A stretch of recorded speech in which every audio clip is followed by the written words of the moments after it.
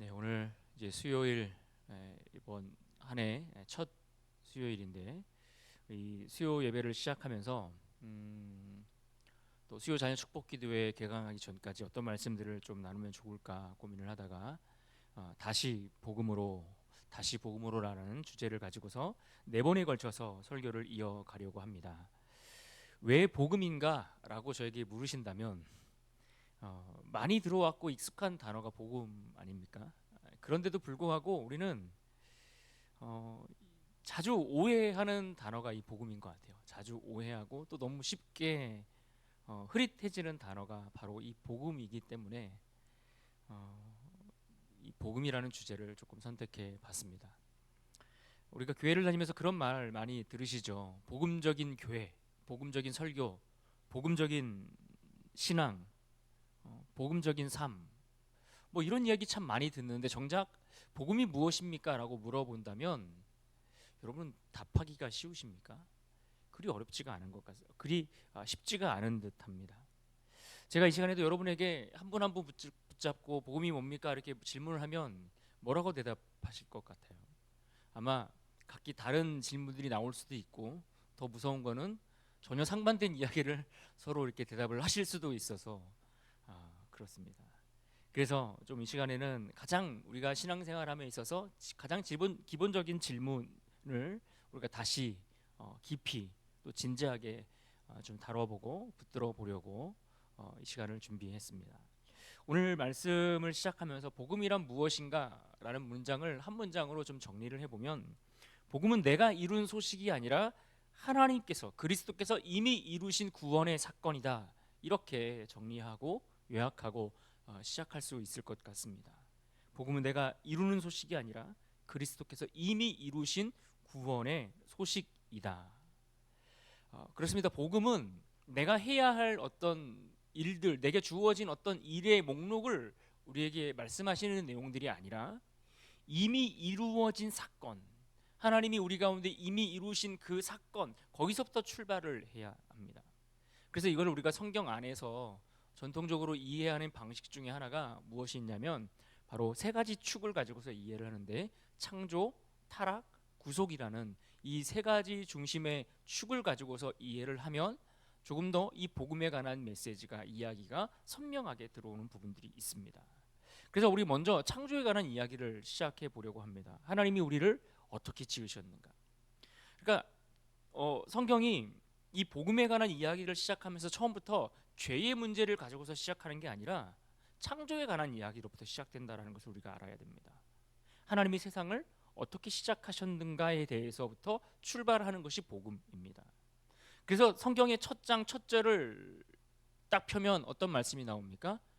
창세기 1장 1절에 태초에 하나님이 천지를 창조하시니라. 태초에 하나님이 천지를 창조하셨다라는 말씀이 딱 선언하면서 그렇게 출발을 합니다.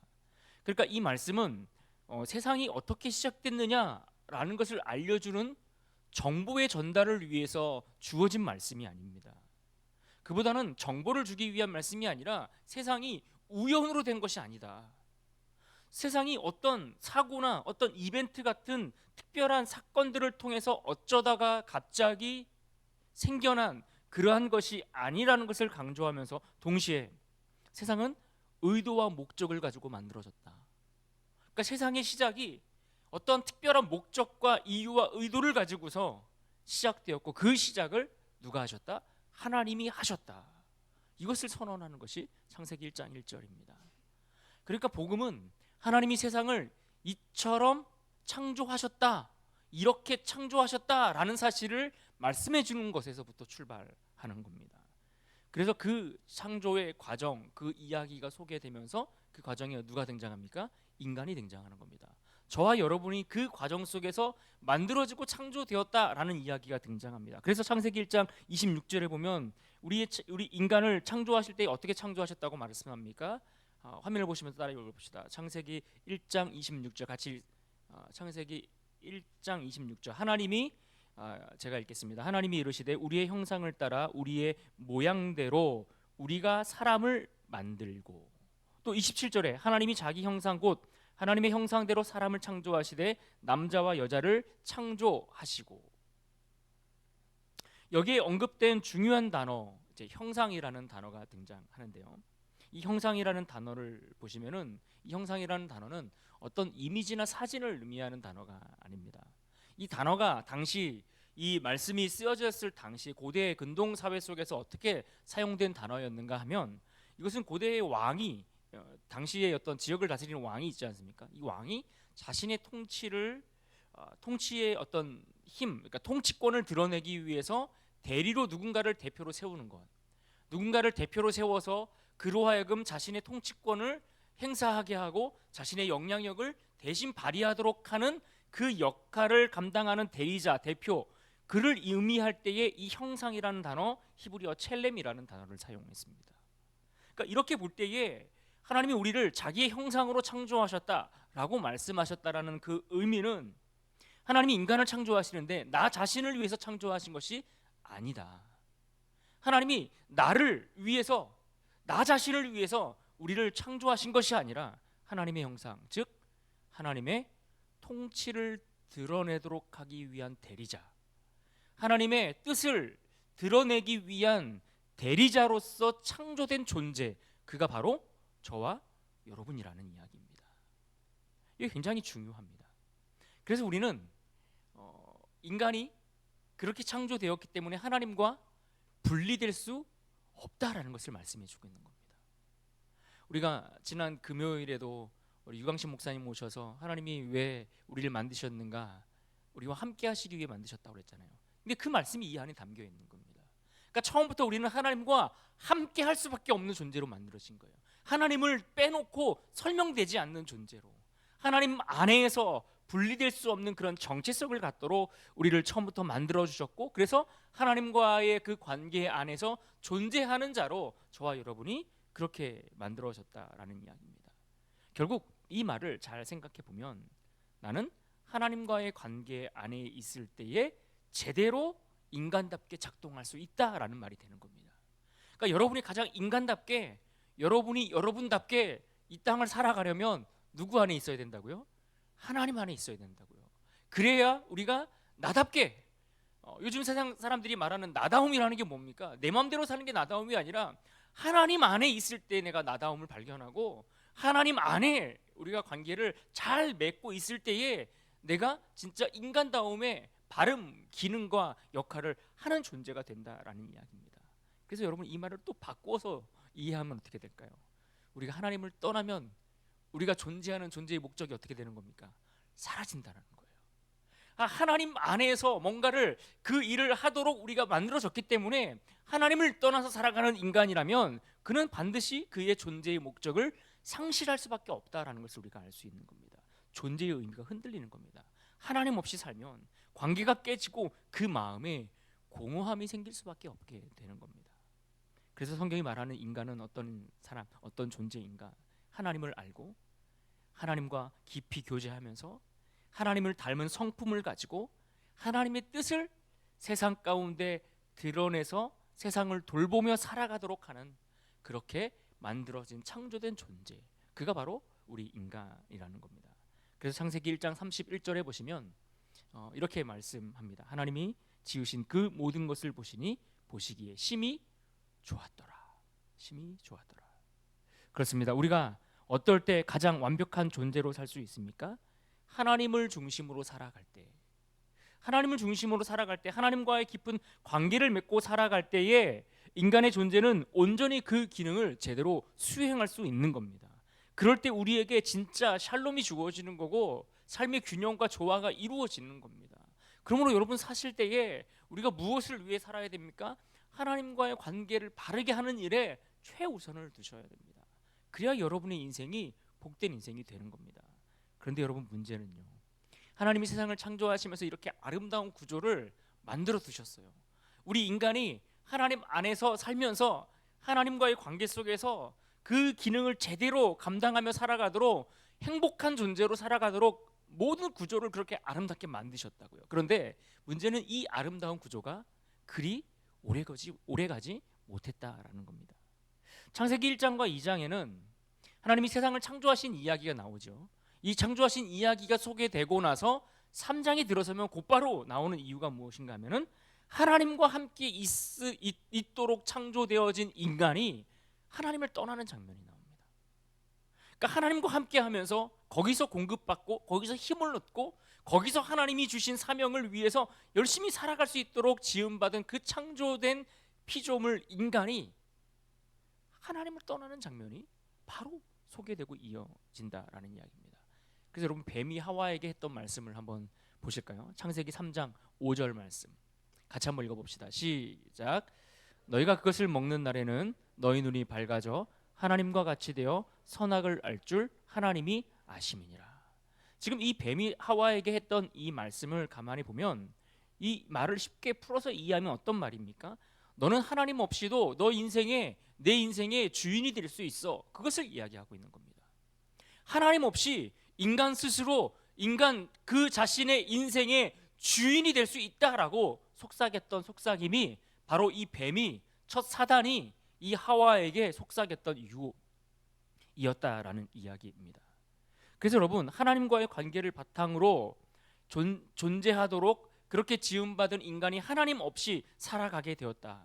하나님 없이 주인이 된다. 여러분, 이것이 바로 죄의 본질의 시작인 겁니다. 하나님이 내 인생의 주인이신데 하나님의 공급을 받고 하나님과의 관계 속에서 살아가야 되는 인간이 스스로 주인이 되겠다라고 나선 겁니다. 이게 죄의 시작이죠. 그래서 성경이 말하는 죄는 단순히 이거 도덕적으로 윤리적으로 여러분들이 거짓말을 했냐, 횡단보도를 건너는데 뭐 파란불에 건너냐 빨간불에 건너냐 뭐 이런 것들을 쭉 나열하는 그런 나쁜 행동들의 나열된 목록이 아니라 인간을 지으신 창조자, 다시 말해 우리의 주인이신, 우리를 지으신 그 하나님의 자리를 대신 차지하려고 하는 것, 내가 인생의 주인이 되려고 하는 것, 그래서 스스로 인간이 있어야 할 그 자리를 지키지 않고 박차고 뛰쳐나간 것, 여러분 이것 바로 이 반역, 그러니까 하나님을 거역하고 대적하는 반역, 이것이 죄의 시작이다라고 우리는 이해할 수 있는 겁니다. 그러면 여러분 생각해 보세요. 하나님과 함께 있어야 할 인간이 하나님의 자리를 대신하겠다고 나왔습니다. 인간이 있어야 될 자리를 박차고 뛰쳐나왔어요. 그럼 인간에게 주어지는 결과는 어떨까요? 어떤 결과를 기대할 수 있을까요? 우리 말씀을 한번 찾아볼 텐데요. 창세기 3장 10절부터 19절까지 말씀 좀 깁니다만 우리 찾아서 한번 같이 교독해 보겠습니다. 창세기 3장 10절로 19절까지 말씀입니다.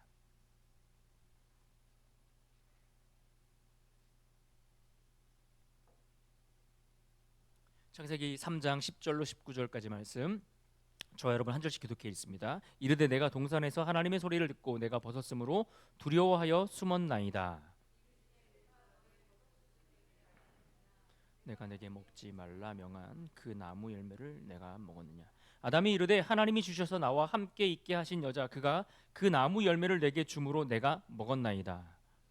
하나님이 여자에게 이르시되 내가 어찌하여 이렇게 하였느냐. 여자가 이르되 뱀이 나를 깨므로 내가 먹었나이다. 여호와 하나님이 뱀에게 이르시되 내가 이렇게 하였으니 내가 모든 가축과 들의 모든 짐승보다 더욱 저주를 받아 배로 다니고 살아있는 동안 흙을 먹을지니라.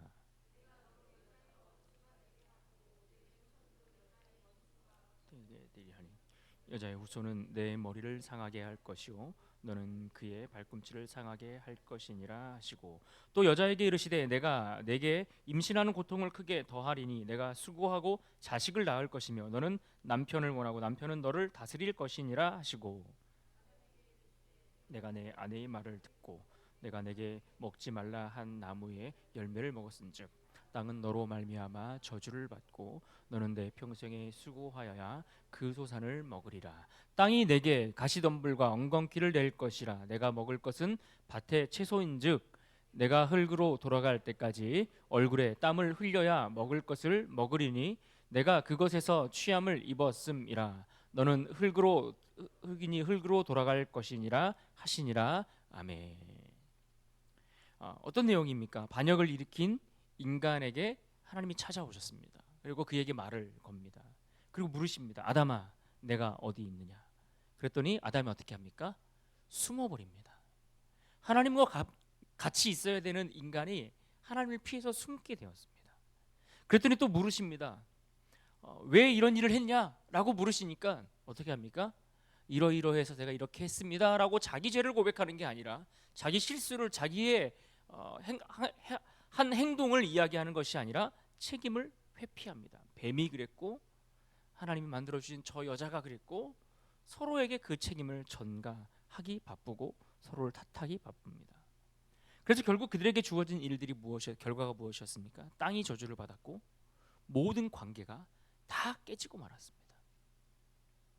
그래서 성경은 이 사건에 대해서 이렇게 해석을 합니다. 로마서 3장 23절 말씀, 모든 사람이 죄를 범하였음에 하나님의 영광에 이르지 못하더니, 결국 인간의 죄, 하나님의 자리를 대신 차지하려고 했던 인간이 결국 하나님과 함께할 수 없는 존재가 되었다는 거예요. 하나님이 자기와 함께하게 하시기 위해서 인간을 만드셨고 하나님의 뜻을 대신하여 드러내기 위해서 인간을 창조하셨는데 더 이상 인간이 하나님과 함께할 수 없는 존재가 되었다는 겁니다. 모든 관계가 다 깨지고 만 겁니다. 여기서 말하는 영광이라는 것은 단순히 빛을 비추는 것을 이야기하는 것이 아닙니다. 하나님과의 올바른 관계 안에 서 있는 상태, 하나님이 나의 창조주가 되시고 내가 그의 피조물로서 그분이 주시는 그 공급함과 그분이 내게 흘려주시는 그 은혜 안에 거하여 살아가는 그 바른 관계 안에 있는 상태, 즉 하나님과 함께 하는 것, 하나님을 하나님으로 인정하는 삶, 이것을 이야기하는 것이, 의미하는 것이 영광이라는 단어인데, 그런데 그럴 수 없게 되었다라는 거예요. 그래서 결과적으로 하나님과 인간 사이가 완전히 단절되었습니다. 그런데 하나님과 인간 사이만 단절되었습니까? 아니요. 자기 자신과의 관계도 단절되어 버렸습니다. 그러니까 내가 똑바로 바라보지 못하는 거예요. 내가 어떤 형상을 닮은 존재인지 내가 나를 제대로 바라보지 못하는 거예요. 그래서 늘 열등감에 시달리잖아요. 늘 나에 대해서 건강하게 바라보는 사람들이 별로 없지 않습니까? 나를 긍정적으로, 나를 너무 과신해서 보는 것도 아니고 내가 하나님 안에서 어떤 존재인지를 나를 분명하게 볼 수 있는 시각이 있어야 되는데 그것들이 다 무너져 버린 겁니다. 어디 그뿐이겠습니까? 나 자신과의 관계뿐만 아니라 다른 사람들과의 관계도 다 단절되었습니다. 그래서 여러분 보세요. 교회 안에서도 계속 생기는 문제들을 보면 다 관계의 문제입니다. 관계. 이 사람과 저 사람과 저 사람과 저 사람 사이에 수많은 사람들과의 관계 다 단절되어 버렸습니다. 심지어 하나님이 만드신 이 우주 만물 피조 세계에 와도 우리 인간이 단절되어 버린 겁니다. 그래서 땅이 점점 아름다운 열매를 맺는 것이 아니라 땅이 점점 오염되고 다 죽어가는 겁니다. 그래서 사도 바울은 이런 결과들을 놓고 볼 때에 이렇게 평가하고 이렇게 결론을 내렸습니다. 죄의 삭은 사망이다. 결국 하나님의 자리를 대신하려고 했던 인간은 죽을 수밖에 없게 되었다. 사망에 이르게 되었다. 그 값은 반드시 사망이 따라올 수밖에 없다라고 이야기하고 결론을 내려버렸습니다. 그런데 여기서 말하는 사망은 그저 우리가 말하는 육체의 죽음을 이야기하는 것이 아닙니다. 육체적 죽음만을 이야기하는 것이 아니라 하나님과의 관계가 끊어져 버린 근본적인 그 관계의 죽음, 근원적인 죽음을 이야기하는 겁니다. 그런데 여러분 더 심각한 것은요, 인간이 이렇게 죄를 져서 다시 말해 하나님과의 관계를 끊어버리고 그렇게 하나님의 자리를 대신 차지하려고 해서 이 생겨진 이 단절, 이 무너진 결과들, 이 모든 결과들에 대해서 이것을 회복할 수 있는 그 어떠한 방법이 인간에게 없다라는 것이 문제인 겁니다. 그러니까 인간이 아무리 노력하고 애를 써도 인간의 힘으로는 도무지 인간의 노력으로는 그 끊어진 관계를 다시 회복하거나 고칠 수 없게 되었다라는 것이 더 심각한 문제인 겁니다. 생각해 보십시오.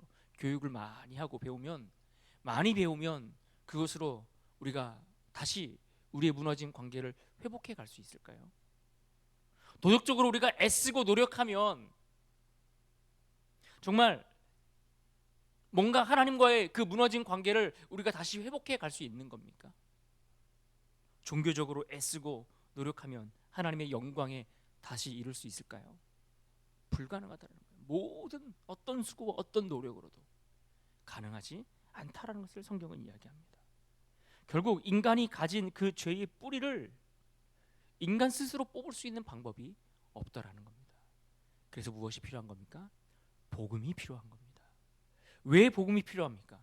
앞에서 복음을 뭐라고 우리가 정의하고 시작했습니까? 내가 무엇을 하는 것이 아니라 하나님께서 하신 일, 하나님께서 이미 이루신 일, 하나님께서 행하신 구원의 사건이라고 말씀을 드렸습니다.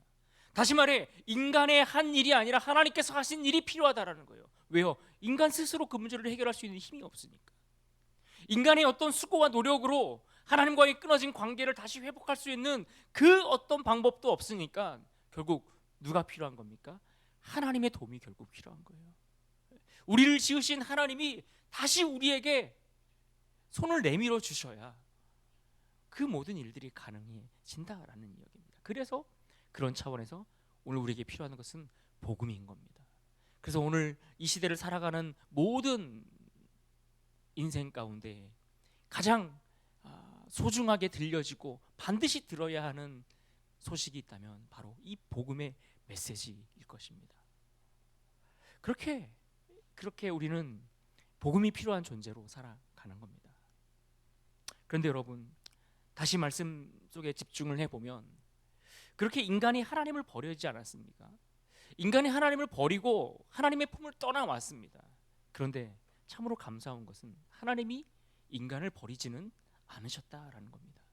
인간은 하나님을 배반하고 반역하고 그 자리를 떠나왔는데 하나님은 인간을 버리지 않으셨다라는 거예요. 그래서 인간의 반역에 대해서 기록하고 있는 창세기 3장조차도 인간의 심판으로만 끝나지 않는 것을 우리는 볼 수 있습니다. 창세기 3장 15절 말씀 같이 한번 읽어볼까요? 창세기 3장 15절입니다. 함께 읽습니다. 시작. 내가 너로 여자와 원수가 되게 하고 내 후손도 여자의 후손과 원수가 되게 하리니 여자의 후손은 내 머리를 상하게 할 것이요 너는 그의 발꿈치를 상하게 할 것이니라 하시고, 여기 보시면 여자의 후손이 내 머리를 상하게 할 것이다 라는 표현이 나옵니다. 이 말씀은 하나님이 인류를 구속하시기 위해서 그 구속의 역사를 시작하셨던 그 첫 복음의 메시지가 바로 이 메시지입니다. 곧 메시아, 우리의 이 죄의 문제를 해결하기 위해서 우리의 처음 창조되었던 그 모습 그대로 다시 돌려놓기 위해서 찾아오실 구원자 메시아에 대한 첫 번째 약속의 말씀이 바로 이 창세기 3장 15절, 그것도 인간의 반역을 일으킨 내용들을 기록하고 있는 그 장에 이 말씀이 기록되어 있다는 겁니다. 그러니까 하나님은 인간이 하나님을 배반하고 반역하고 떠났지만, 그러나 하나님은 인간에게 손을 내미셨고 하나님이 우리를 버리지 않으셨다는 거예요. 여러분, 이것이 은혜고 이것이 하나님의 사랑인 겁니다. 그래서 인간을 구원하시기 위한 하나님의 말씀이 성경 여러 곳에 곳곳에 기록되어 있는데, 먼저는 하나님께서 아브라함을 부르시는 장면 속에서 확인해 볼 수 있습니다. 창세기 12장 3절 말씀입니다. 창세기 12장 3절 또 같이 한번 읽어볼까요? 시작. 너를 축복하는 자에게는 내가 복을 내리고 너를 저주하는 자에게는 내가 저주하리니 땅의 모든 족속이 너로 말미암아 복을 얻을 것이라 하신지라. 하나님이 아브라함을 통해서 장차 모든 인류가 하나님의 복, 다시 하나님께로 돌아와 하나님이 주시는 공급과 하나님이 주시는 힘과 능력을 가지고 살아가는 그 행복한 인생으로 살아가는 복을 주시겠다라고 약속하시는 말씀이 창세기 12장 3절에 아브라함을 부르시는 장면에서 나오는 겁니다. 또 이사야 선지자를 통해서 하셨던 말씀도 볼까요? 이사야 선지자 이사야 53장 5절 말씀 같이 읽습니다. 시작. 그가 찔림은 우리의 허물 때문이요 그가 상함은 우리의 죄악 때문이라. 그가 징계를 받음으로 우리는 평화를 누리고 그가 채찍에 맞음으로 우리는 나음을 받았도다. 우리를 위해서 오시는 메시아가 어떻게 우리를 구원하실 것인지에 대한 그 죄의 값을 어떻게 지불하고 우리를 다시 하나님 품으로 찾아오실 것인지에 대한 예언의 말씀이 이사야서에 기록되어 있는 겁니다. 그런데 이 밖에도 메시아를 통한 구원의 약속의 메시지가 성경에 곳곳에 굉장히 많이 넘쳐나도록 있는데, 이 모든 말씀들을 다 찾아보면 결국 이 모든 말씀이 한 분에게로 집중되고 그 한 분에게로 결국 수렴되고 있는 것을 우리가 볼 수 있는데, 그가 누구입니까? 예수 그리스도. 예수 그리스도께로 이 모든 말씀의 초점이 다 맞춰져 있고 집중되어 있다라는 거예요. 그러니까 하나님을 배반하고 떠난 그 인간을 다시 찾아오시기 위해서 하나님은 메시아 예수 그리스도를 준비하셨고 그를 통해서 다시 우리를 살리고자 하는 그 계획을, 그 약속을 우리에게 허락하시고 그 수많은 메시지를 통해 이 땅의 역사를 이끌어가고 계시더라는 거예요. 그러니까 이 세상의 역사가 돌아가는 것은 그저 인간의 문명이 발달하고 경제가 활성화되고 어떻게 세상이 그렇게 인간의 손에 의해서 바뀌어가는가를 보여주는 것이 아니라 이 세상의 역사는 사실 하나님이 인류를 구원하시기 위한 하나님의 구원의 역사라고 말할 수 있는 겁니다. 그 구원의 역사를 통해서 하나님이 다시 우리를 찾아오려고 하시는 겁니다. 예수님은 누구입니까? 메시아, 우리를 구원하기 위해서 보내시겠다고 하셨던 그 메시아 예수, 그 예수님은 누구입니까? 예수님은 이 땅에 오신 하나님입니다. 이 땅에 사람의 몸을 빌려서 우리가 하나님을 볼 수 없고 하나님을 대할 수 없고 또 우리 인간의 수준에서 우리 인간을 구원하셔야 하기에 우리와 같은 존재로 우리의 모습을 가지고서 찾아오신 하나님, 그가 바로 예수님입니다. 인간이시는 그 죄의 문제를 해결하기 위해서 이 땅에 오신 하나님, 그가 예수님입니다. 그래서 여러분, 사도 바울은 고린도전서에서 이 복음의 핵심을 요약하면서 이렇게 말했습니다. 고린도전서 15장 3절 말씀, 내가 받은 것을 먼저 너희에게 전하였노니 이는 성경대로 그리스도께서 우리 죄를 위하여 죽으시고. 그러니까 예수님이 이 땅에 오셨는데 성경대로 오셔서 우리의 죄를 위해 죽으셨다라는 사실을 한마디로 요약해 주면서 이것이 복음이다라고 우리에게 가르쳐주고 있는 겁니다. 예수님이 이 땅에 오셔서 죽으셨습니다. 이 죽음은 누군가를 대신하여 죽은 모범적인 순교적인 죽음이었다, 이것을 말해주려는 것이 아닙니다. 더 중요한 것은 그분의 죽음은 죄의 대가를 지불하신 일이었다라는 게 중요한 겁니다. 예수님이 십자가에서 죽으신 게 왜 중요합니까? 내가 지불해야 될 그 죄의 값, 그 죄의 대가를 우리 예수님이 십자가에서 대신 지불하셨다고요. 무엇으로? 그 십자가에서 죽으신 그 죽음으로, 죄의 삭슨 사망이라고 말했던 그 사망이라는 죄의 값을 치르기 위해서 예수님이 죽으셨다고요. 그래서 그 예수님의 죽음은 죄의 대가를 지불하신 일이었던 겁니다. 그래서 로마서 3장 25절 말씀 이렇게 표현합니다. 같이 읽겠습니다. 시작. 이 예수를 하나님이 그의 피로써 믿음으로 말미암는 화목제물로 세우셨으니. 무슨 말입니까? 화목제물. 그러니까 제단 위에서 불로 태워져서 사지가 다 찢기고 그렇게 죽음으로 하나님 앞에 드려지는 제물과 같이 예수님이 그렇게 피를 흘리셔서 제물이 되어서 우리의 죄값을 치르셨다라는 겁니다. 왜 화목제물입니까? 하나님과 우리 사이에 우리 인간의 반역으로 인해서 틀어졌던 관계가 다시 회복되고 화목하게 하시기 위한 제물이 되었다라는 말씀을 해주고 있는 겁니다. 그래서 여러분, 예수님이 죄의 대가를 지불하셨다라는 이 말을 우리가 가만히 들여다보면 이 말에는 어떤 의미가 있는가 하니, 하나님이 결코 죄를 가볍게 여기지 않으신다라는 사실이 이 메시지 안에 담겨 있는 겁니다. 우리가 지은 죄가, 우리가 하나님을 반역하고 하나님을 떠난 그 죄가 결코 가벼운 죄가 아니라는 거예요. 그래서 하나님은 이 죄를 굉장히 무겁게 다루시고 이 죄를 무겁게 다루지 않으면은 결코 다시 회복될 수 없는 그런 죄를 인류가, 이 세상이, 우리 인간이 지었다라는 것을 말해주는 겁니다. 그래서 하나님은 이 죄를 가볍게 여기지 않으시는 겁니다.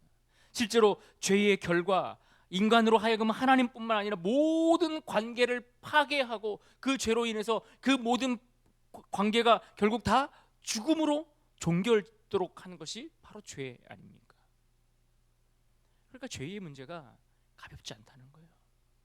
그러니까 우리가 하나님 앞에 이 죄의 문제를 다룰 때 여러분, 내가 한 번쯤 죄 짓는 거 여러분 이렇게 가볍게 여기시면 안 된다는 거예요.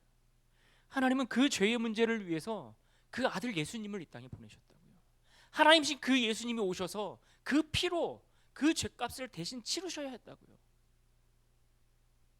그리고 더 중요한 것은 그러한 무거운 죄를 안고 있는 인간, 저와 여러분, 우리를 하나님이 여전히 버리지 않으셨다는 겁니다. 하나님 우리를 여전히 포기하지 않으셨다는 거예요. 우리를 포기하지 않으셔서 우리를 어떻게든 살려내기 위해서 그 아들을 그 무거운 죄의 값을 치르도록 하셨다라는 사실이 오늘 이 메시지 가운데, 말씀 가운데 담겨 있는 겁니다. 그런데 여러분, 만약 복음의 이야기가, 하나님이 우리에게 들려주시는 복음의 이야기가 창조에서 타락으로, 그리고 우리를 구원하기 위해서 죽으신 그 십자가의 사건으로 끝났다면,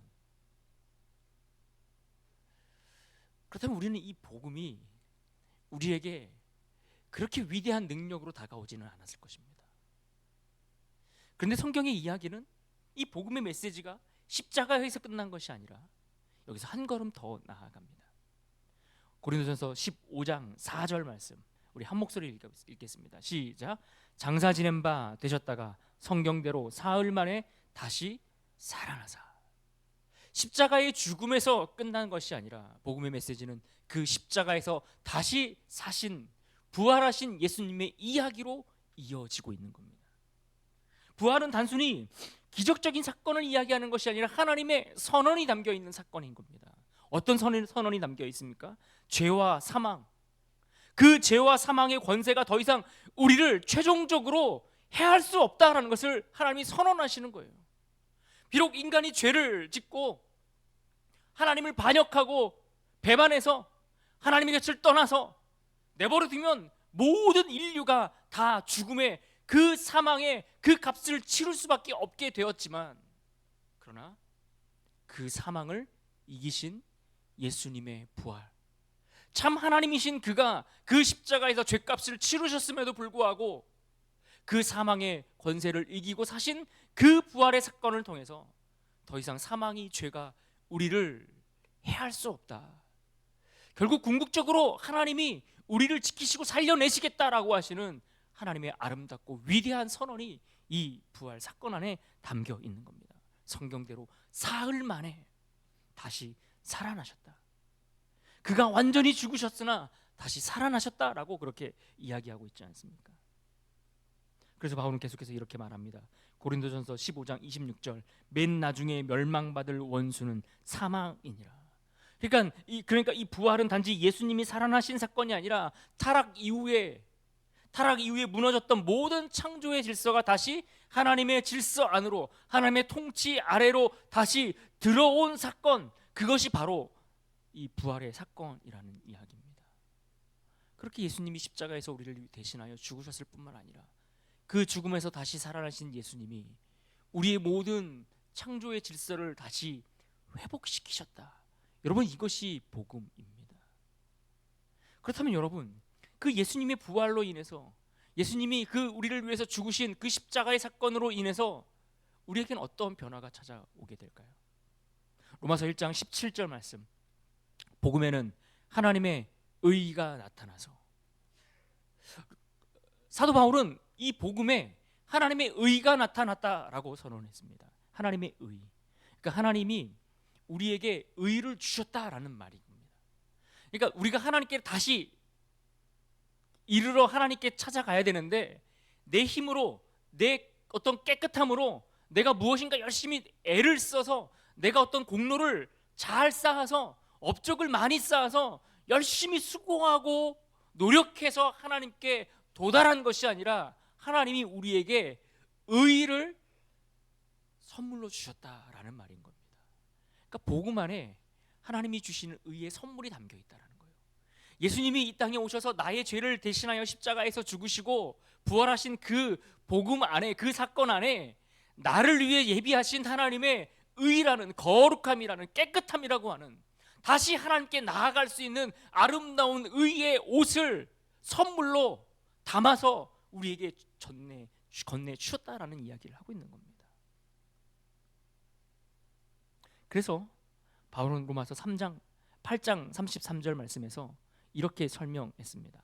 로마서 8장 33절 함께 읽습니다. 시작.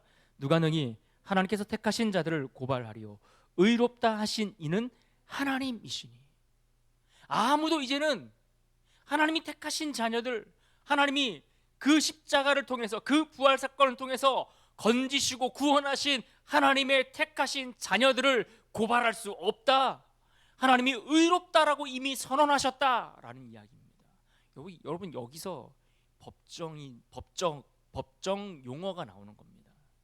그러니까 판사가 이게 봉을 들고서 뭐 무기징역 아니면 뭐 3년 징역 아니면 무죄라고 선언하면서 땅땅땅 내리치면은 즉시 그 효력이 발생하는 것처럼 하나님이 우리에게 선언하셨다는 거예요. 더 이상 우리는 고발받을 죄가 없다라고 선언하셨다는 거예요. 의롭다라고 하나님께서 선포하셨다는 거예요. 그래서 하나님이 선포하신 그 선언으로 말미암아 우리는 깨끗함을 입은 자가 되었다라는 이야기입니다. 죄인으로 서 있던 우리가 하나님의 아들의 의를 덧입고 예수 그리스도의 십자가의 그 사건을 힘입어 의로운 자라고 판결을 받게 되었다라는 말씀인 겁니다. 그래서 사도 바울은 8장 1절에서 로마서 8장 1절에서 이렇게 말합니다. 그런즉 이제 그리스도 예수 안에 있는 자에게는 결코 무엇이 없다고요? 정죄함이 없나니. 그리스도 예수 안에 있는 자들에게 결코 정죄함이 없다. 우리를 위해 십자가에서 죄를 위해 대신 죽으신 그리스도 예수 안에 있으면 죄가 없다라고 인정해 주시는 것, 여러분 이것이 복음입니다. 우리가 깨끗해서가 아닙니다. 우리가 자격을 갖추어서도 아닙니다. 예수님 때문에 우리가 의롭다 함은 없는 겁니다. 예수님 때문에 우리가 죄가 없다라고 인정을 받는 거고, 그렇게 인정해 주시는 선언인 겁니다. 그러니까 내가 죄가 없어서 깨끗해서가 아니라 그렇다라고 인정해 주시겠다는 거예요. 왜? 너를 위해서 주님이 죽으셨으니까. 내가 여전히 더럽고 여전히 허물투성이인 나인데 주님이 너를 위해 죽으셨잖아. 주님이 너를 위해 피를 흘리셨잖아. 그러니까 내가 너를 깨끗하다고 인정해 줄게 라고 말씀하고 있는 겁니다. 이제 다시 우리가 로마서 1장으로 돌아가 봐야 합니다. 로마서 1장 16절, 오늘 본문이죠. 로마서 1장 16절 화면을 보고 우리 같이 한번 읽겠습니다. 시작. 내가 복음을 부끄러워하지 아니하노니 이 복음은 모든 믿는 자에게 구원을 주시는 하나님의 능력이 됨이라. 지금까지 설명해 드렸던 이 복음의 내용들을 가지고서 바울은 뭐라고 이야기했는가 하면 하나님의 능력이다라고 얘기했습니다. 하나님이 세상을 창조하셨음에도 불구하고 그 창조받은 인간이 하나님을 배역하고 떠나고 반역을 일으켰는데 그를 다시 예수 그리스도의 십자가의 그 피값으로 사 오셔서 하나님의 자녀로 사 오신 이 놀라운 복음의 이 메시지 안에는 하나님의 능력이 있다라고 그렇게 표현한 겁니다. 능력, 실제적으로 일하는 힘을 이야기하는 겁니다. 실제 복음은 우리의 삶에서 어떻게 작용할까요? 예수님이 수천 년 전에 이 땅에 오셔서 죽으셨어요. 부활하셨어요. 오케이, 그래요. 그런 사건이 있었다. 거기까지 인정을 했어요. 그러면 그것이 그 수천 년 전에 있었던 그 사건이 오늘 우리의 삶에 어떤 영향을 미치겠는가 하는 겁니다. 실제로 복음은 우리 삶에 어떻게 작용할까요? 여러분, 우리가 이 땅을 살면서 하나님의 자녀라고 이야기하면서도 우리는 얼마나 많은 죄책감에 시달리며 살아갑니까? 우리의 연약함이 여전히 드러나지 않습니까? 우리가 하나님 앞에 가는 그날까지 우리는 우리의 실수투성이와 우리의 허물과 우리의 연약함으로 인해 상처를 주기도 하고 상처를 받기도 하고, 그로 인해 수많은 죄책감 가운데 실패하고 넘어질 때마다 그런 죄책감에 눌리게 될 때, 그때 복음의 메시지가 하나님의 말씀대로, 하나님이 선언하신 대로 우리에게 이렇게 말하는 겁니다. 그리스도로 인하여 정죄함이 없다. 그 말씀이 다시 우리에게 선포되는 겁니다. 내가 죄책감에 시달릴 때마다 그 죄책감에 우리가 죽어가는 것이 아니라 하나님이 선언하신 그 그리스도로 인하여 정죄함이 없다라고 하는 그 선언이 내 삶 가운데, 내 영혼 가운데 울려 퍼지게 되는 겁니다. 또 우리가 이 땅을 살아갈 때 나는 누구인가? 나는 왜 이 땅에 존재하지? 내가 무엇을 위해 어떻게 살아가야 되지? 우리의 정체성이 혼란이 오고 내가 무엇을 위해 어떻게 살아가야 될지 알지 못할 때에, 그렇게 우리가 정체성이 흔들릴 때에 그리스도 안에서 우리가 새로운 사람이 되었다라는 거. 내가 그리스도 밖에 있을 때는 죽을 수밖에 없는 존재여서 우리가 공허함 가운데 우리가 이 세상에 그 헛된 것을 위해 쫓아갈 수밖에 없는 존재였지만, 그러나 그리스도 안에서 우리가 새로운 사람이 되었다라고 하는 거, 그리스도 안에서 의롭다함을 얻은 자가 되었다라는 거. 여러분, 이것에 우리의 정체성을 다시 회복해 갈 수 있는 것입니다. 또 여전히 반복되는 실패, 반복되는 좌절, 내 반복되는 좌절과 그 실패로 인해서 우리가 무너져 버릴 때마다 우리는 의롭다 하신 그 하나님의 약속, 우리를 은혜로 의롭게 하셨다라고 하시는, 은혜로 의롭게 하셨다는 그 하나님의 약속의 말씀이 다시 우리 안에 울려 퍼지게 되는 겁니다. 그러니까 복음이라는 것은 우리가 신앙생활을 시작하도록 만들고 그 이후에는 나랑 상관없이 살아가는 것이 아니라, 복음의 메시지가 늘 우리 삶에 들려주고 선포되고 울려야 되는 겁니다. 하나님께서 우리를 위해서 행하신 이 복음의 놀라운 메시지가 우리 심령에서, 우리 마음속에서 매일매일 순간순간 울려 퍼지고, 그것이 나에게 울림이 되고 떨림이 되는 일들이 우리 평생에 계속 반복되어야 하는 겁니다. 여러분, 이 로마서의 이 복음에 관한 메시지도 믿지 않는 자들을 대상으로 쓰여진 편지가 아니었어요. 이미 교회를 다니고 있고 신앙생활을 하고 있는 오래된 신자들을 향해서 다시 복음의 메시지가 선포되는 이유가 무엇입니까? 그 성도들의 삶 속에 다시 복음의 메시지가 들려야 하기 때문에, 무너지고 실패한 성도들의 그 삶의 자리 속에서 주님이 우리를 위해서 하신 일이 무엇인지, 그분이 우리를 위해서 대가를 치르신 그 일이 얼마나 엄청나고 위대한 일인가를 다시 듣고 보고 확인해야 하기 때문에, 그래서 사도 바울이 이 메시지를 전하고 있는 겁니다. 그리고 그 메시지가 오늘 우리에게도 다시 선포되고 있는 줄 여러분 믿으시기를 바랍니다. 그러니까 복음은 나랑 상관없이, 우리의 신앙생활과 상관없이 우리의 신앙생활을 시작하게 만들고 그리고 무관한 것이 아니라 우리의 시작이자 우리 삶의 과정이자 우리 삶의 끝까지 그 복음의 능력이 우리 가운데 드러나고 선포되어야 할 줄로 믿습니다. 사랑하는 성도 여러분, 오늘 우리가 복음이 무엇인가에 대해서 우리가 살펴보고 이야기를 다루었습니다. 우린 성경 속에서 하나님이 자기 형상으로 우리를 창조하셨다는 이야기를 들었습니다. 그럼에도 불구하고 인간은 하나님을 거부하고 하나님의 자리를 대신하기 위해서 반역을 일으킨 존재였습니다. 하나님의 지으신 목적대로 살아야 되지만 그 하나님의 지으신 목적대로 살아갈 수 없게 된 우리들이 되고 말았던 겁니다. 그런데 하나님은 그러한 우리를 포기하지 않으셨습니다. 그러한 우리들을 포기하지 아니하시고 하나님의 아들 예수 그리스도를 통해 우리를 다시 사 오셨습니다. 다시 하나님의 자녀로 우리를 삼아 주신 겁니다. 그렇다면 여러분, 이 메시지 속에서 우리는 어떻게 살아가야 하겠습니까? 우리가 복음의 메시지를 들었다라고 한다면, 복음의 메시지를 듣고 살아가는 성도들이라고 한다면, 여러분 우리는 어떠한 자세로 살아가는 것이 옳겠습니까? 몇 가지 우리가 이 복음 앞에서 결단하는 내용들이 필요하리라 생각합니다. 그 첫 번째는 무엇일까요? 그것은 바로 주인의 자리를 하나님께 내어드리는 결단이 우리에게 먼저 있어야 됩니다. 여러분, 타락이 뭐라고 그랬습니까? 죄가 무엇이라고 그랬습니까? 내가 하나님처럼 되겠다라는 거 아닙니까?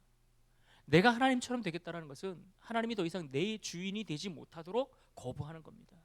내 인생의 주인이 내가 되겠다라고 하는 것, 그것이 죄의 시작이었던 겁니다. 예배를 드리면서도, 성경을 읽으면서도, 교회를 다니면서도 여전히 모든 결정의 중심에 내가 서 있다면 우리는 아직도 창세기 3장의 그 자리에 머물러 있는 겁니다. 내가 주님을 믿는다고 하면서 여전히 모든 결정에는 세상적인 가치관들을 다 가지고 와서 내가 바라고 원하고 꿈꾸는 것을 위해서 결정하고 선택하고 그것을 위해 살아간다면 우리는 아직도 창세기 3장에서 벗어나지 못하고 있는 거예요. 우리는 이 복음의 메시지 앞에서 가장 먼저 결단할 것이 무엇입니까? 내 인생의 결정권을 다시 주님께 돌려드리는 겁니다. 내 인생의 주인의 자리를 다시 주님께 돌려드리는 일입니다. 내가 주인의 자리에 앉지 않고 내 인생의 주인의 자리에 내가 아닌 하나님이 앉으시도록 그 자리를 피워드리는 것입니다. 이 결단이 없는 복음은 그저 지식일 뿐인 겁니다. 우리가 하나님을 믿고 살아가면서 내 삶에 그리스도 중심의 결정과 선택이 없다면, 우리가 믿는 구원이, 우리가 믿는 복음이 나에게 정말 능력으로 다가오지 않고 여전히 지식의 수준으로 머물러 있는 것은 아닌지 점검해 보셔야 됩니다. 우리가 평생 교회를 다녔어도 이 질문은 해봐야 되는 겁니다. 사랑하는 여러분, 저는 우리 성도들이 정말 신앙생활 오래 하는 것으로 만족하는 것이 아니라 복음을 듣고 그 복음의 능력을 경험한 자로 살아가는 것을, 저는 그것을 바라는 겁니다. 여러분이 남들에게 그럴싸한 성도로 포장되어서 번듯하게 굉장히 젠틀하게 성도라는 이름 안에 갇혀서 살아가는 존재가 아니라 진짜 복음의 능력이 무엇인지를 알고 내 인생의 주권을 하나님께 맡겨드려서 그분이 내 인생의 모든 결정들을 해나가실 수 있도록 맡겨드리는 인생으로 살아가는 것, 여러분 이것이 진짜 우리 모두의 유일한 소망인 줄로 압니다. 또 우리가 결단해야 할 것이 있다면 무엇이 있겠습니까? 우리가 하나님 앞에 짓는 죄를 결코 가볍게 여기지 말아야 됩니다. 하나님이 우리의 죄를 용서하시는 이유는 죄를 대수롭지 않게 여기시기 때문이 아니라 죄에 대한 심판이 이미 그리스도께 다 쏟아 부어졌기 때문입니다. 그러니까 하나님이 죄를 가볍게 보지 않으신다고요. 그러니까 어쩔 수 없지, 합리화하지 마시라고요. 어쩔 수 없으면 그 어쩔 수 없는 상황을 주님께 맡겨드리고 반복되지 않게 하셔야죠. 어떻게 10년, 20년, 30년 살면서 여전히 달라지지 않는 죄를 반복하며 그 죄의 습관을 여전히 따라서 옛사람처럼 살아갑니까? 과연 우리가 그리스도를 믿는 자들 맞습니까? 하나님이 그 아들 예수 그리스도께 진노를 다 쏟아부으셨던 그 사건이 얼마나 엄청난 사건이었는지 알기나 하는 겁니까? 여러분, 우린 복음 앞에 결단해야 합니다. 결코 죄를 가볍게 여기지 않겠다라고 결단하셔야 합니다. 그러므로 복음을 아는 자들은 이 결단이 있기에 반드시 이렇게 바뀔 수밖에 없는 겁니다. 죄와 타협하지 않기 위해 애쓰는 겁니다. 죄를 만났을 때에, 죄의 유혹이 있을 때에 그 유혹에 넘어가지 않기 위해서 하나님 앞에 무릎 꿇고 그 유혹 앞에 타협하지 않으려고 애를 쓰는 겁니다. 우리의 죄를 숨기지 않습니다. 우리의 죄가 있다면 그 죄를 인정하고 십자가 앞에 그 죄를 가지고 나아가는 겁니다.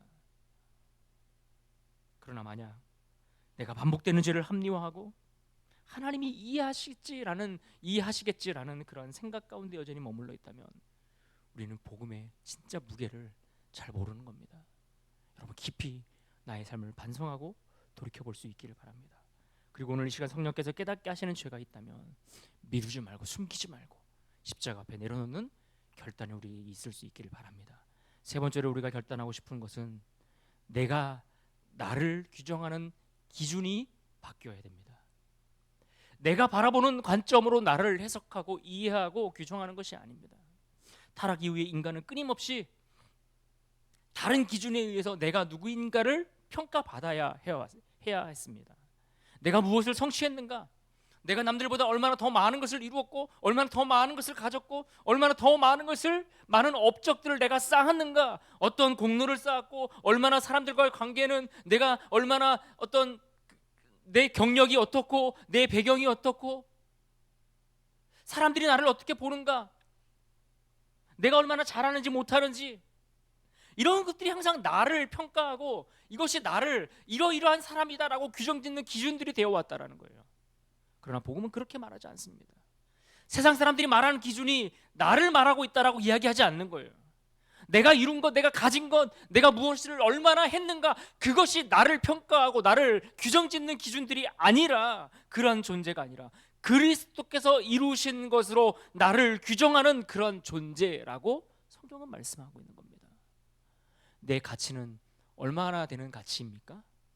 그리스도께서 십자가에서 죽으실 만큼의 가치인 겁니다. 하나님이 그 아들을 주셔서 그 생명으로 나를 사실 만큼의 가치가 있는 존재가 나라는 거예요. 그러니 여러분, 죄 앞에 쉽게 우리가 흔들려야 되겠습니까? 우리가 세상과 쉽게 타협해야 되겠습니까? 그 예수 그리스도의 가치를 가지고 살아가는 자들인데. 그래서 바울이 갈라디아서 2장 20절에서 이 말씀을 한 겁니다. 우리 화면을 보시고 한번 같이 읽겠습니다. 갈라디아서 2장 20절 말씀 시작. 내가 그리스도와 함께 십자가에 못 박혔나니 그런즉 이제는 내가 사는 것이 아니요 오직 내 안에 그리스도께서 사시는 것이라. 나를 위해 십자가에 못 박히신 그리스도, 그 그리스도께서 주께서 내 안에서 사시는 것이다. 복음을 믿는다는 것은 나를 바라보는 기준이 세상의 판단에서 십자가와 부활로 옮겨져 가는 겁니다. 열등감에 묶여 있습니까? 비교에 괴로워하며 살아야 됩니까? 반복되는 실패 때문에 우리 자신을 포기하고 싶을 때가 있습니까? 어떤 성과로 내가 결정되는 것이 아니라 십자가로 결정되는 겁니다. 이것이 복음입니다. 이 진리를 붙드는 결단이 필요합니다. 그리고 마지막 네 번째로 결단할 것은 우리의 삶의 방향이 복음으로 향하게 하겠다라는 결단이 있어야 합니다. 여러분의 가정 속에서 여러분의 말과 행동, 태도, 자세, 내가 내 남편을 대하는 자세, 자녀들을 양육하는 우리의 태도, 가치관, 방향, 이것이 복음과 일치되는가를 질문하셔야 합니다. 내가 직장에서 일하는 우리의 태도가 하나님 보시기에 복음 앞에 합당한 자세로 성실하게 그 일들을 감당하는가? 우리가 관계를 맺어갈 때에도 진정한 용서와 화해와 이런 것들이 이루어지고 있는가? 마치 예수님이 우리를 십자가에서 자신을 내어서 모든 무너진 관계를 회복시키심과 같이 화해와 용서와 그 나눔의 실천이 있는 그런 삶을 위해서 살아가고 있는가? 아니면 나만을 위해서 오직 내 자식, 내 자녀, 내 가정, 나밖에 모르는 나만을 위해서 살아가는 그런 삶을 살아가고 있는가? 아니면 십자가의 그 복음이 보여주었던 그 아름다운 희생과 그 용서와 화해를 위해 내 삶이 그렇게 향하고 있는가 점검해 보시고 결단하는 것들이 우리에게 필요합니다. 오늘 이 말씀들을 기억하고 오늘 하나님 앞에 여러분의 결단이 믿음의 결단으로 하나님이 그 가운데 인치시고 우리를 새롭게 하시는 능력으로 우리의 삶을 다시 일으키는 하나님의 축복과 은총이 넘치기를 주님의 이름으로 축원합니다.